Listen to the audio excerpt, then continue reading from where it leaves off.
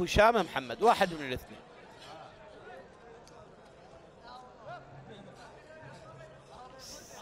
سجاد، حيدر صباح، وكرة إلى ركنية لفريق الزوراء. ركنية لفريق الزوراء. حيدر صباح يلعب الكرة رأسية، جول جول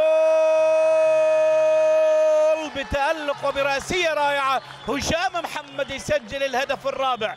هشام محمد يسجل الهدف الرابع برأسية رائعة جميلة بالدقيقة 84 من عمر المباراة. هشام محمد برأسية رائعة يسجل الهدف الشخص الثاني له والرابع لفريق الزوراء العراقي بالدقيقة 84 من عمر المباراة. يفلح هشام محمد العراقي الأولمبي. شوف المحاولة من حيدر صباح عالية ورأسية رائعة وارتقاء رائع من هشام محمد، يسجل من خلال الهدف الرابع لفريق الزوراء. 4 أهداف للزوراء، لا شيء لفريق